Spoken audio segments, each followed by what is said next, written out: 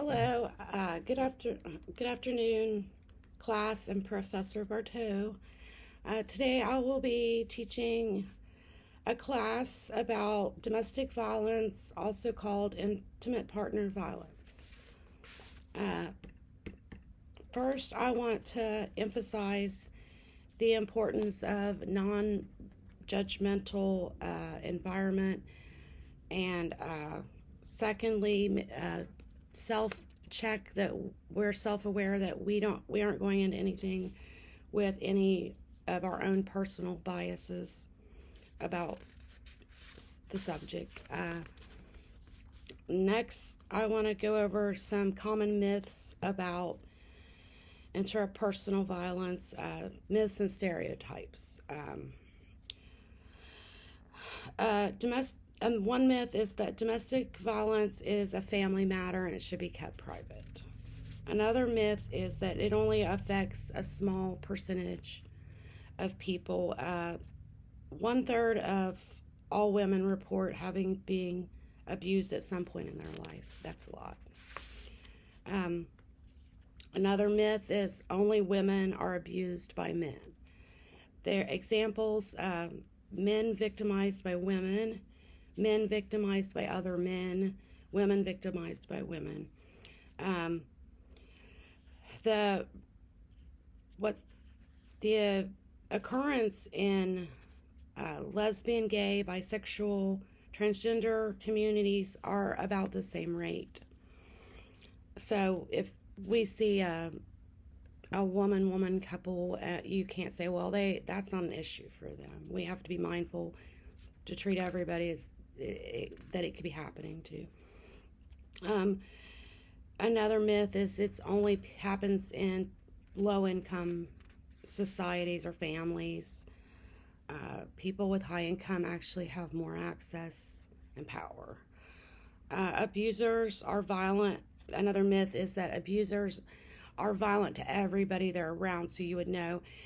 Some of them are they're pigs.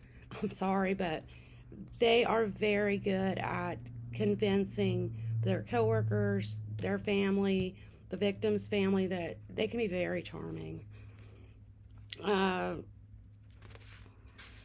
Okay, now I want to go over some risk factors, people we need to keep an extra eye on.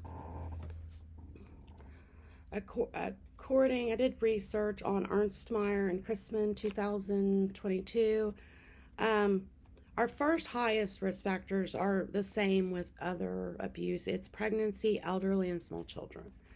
Other risk factors, though, are people that have had the adverse childhood events, low income, low level of education, limited support systems, communities with extremely high violence and crime, easy access to alcohol and drugs, and then communities that there's not a lot of resources available.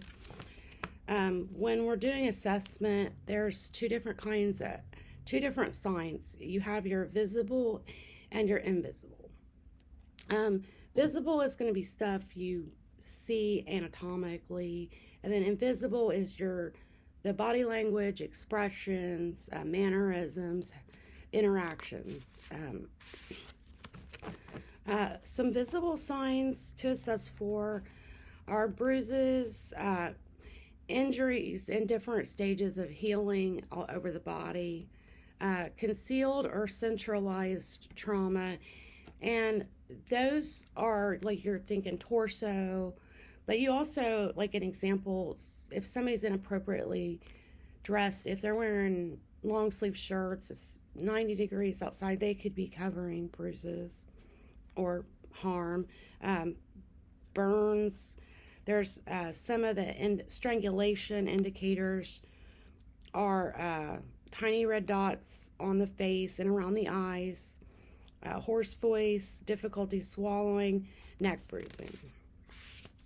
Okay, now I'm going to go over some of the invisible signs that you'll assess for. These are behavioral, emotional, hesitant communication, like delayed answers, avoids eye contact. If you get a sense that they have a fear of their partner. Uh, they might let only the partner speaks for them. They don't let them talk. They won't leave their side. Um, Another example is unexplained somatic complaints, chronic pain, headache, stomach aches, and that there's no other explanation for.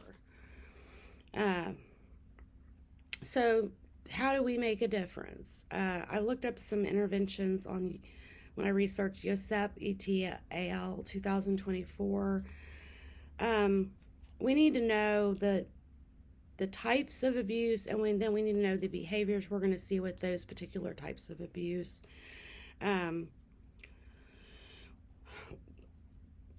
going to want to use techniques to build a trusting relationship. We really need to be consistent with our support. You can't just make blanket statements like I can help you and not follow through or be available. We're not always going to be available. We need to give them the resources that will, though. We can provide counseling, education. We certainly want to strengthen their connections to economic help. We're not always going to be able to magically fit. This problem is multifaceted. The resources is really the most helpful thing we can offer. Or if it's a situation where we'd be mandated reporters, it's just hard with interpersonal. It's going to be a little bit challenging. The patients can be afraid of their abuser with consequences for reporting. A lot of them have been threatened they'll be killed if they tell. So you have to approach them. You really got them. You want them to feel safe. That if they tell you, you'll keep it confidential. We want to have good interviewing skills. Watch for cues. If the partner doesn't want to leave their side, you could kind of keep an eye maybe when they go to the bathroom. If you absolutely have to, you can tell them to leave the room so you can ask questions, but you don't want to get them on high alert either. We want to be mindful of, we want to be specific with our resources for our particular area. So wherever we're employed at, we're going to have to know what we have for our area. Because I live in a small town, but we have help. I know a lady that works one of the safe houses. So, but not everybody, it's where it's kept safe. It's very, very private. At no point was I ever told like where these places are, even though me and her are friends. It's all very confidential. But there's more than just that. There's Jobs and Family Services offer help with, they can help with housing, food, medical help. There's programs that help with legal fees for if somebody's going to need a divorce. A lot of the churches have programs for this also. I know St. De Vincent de Paul offers furniture that they're for people going through. There is stuff out there. It's just connecting the people to the help. Because if there people are living with the abuser, it's not just easy as leaving. They share a home with this person, and to leave them, they have to have somewhere to go. And they have to have if they don't have the financial means to go, these resources could provide that. One of the things when I was doing my research that I found I wanted to show everybody, I thought it was really, really fantastic. There is a national domestic violence hotline. It's available 24/7. And It's really good. This is something if people had smartphones they could access, but I wanted to show you guys how the page. Now, I've already got it opened, but it's been well thought out. Before you even get on here, there's a white box with a disclaimer, and it tells the people how to immediately, you can hit the escape button if you're on it and the abuser or where to walk in the room. And it also tells you to remember to delete. It shows you how to delete the history that you access the site in case they go through your social media or your phone. It offers a telephone number, chat, text, and AI chat. There's donations for people that want to contribute to this, but it's 24/7. So a lot of times these things do happen in the middle of the night if someone. This is just a really good resource. I wanted to show everybody.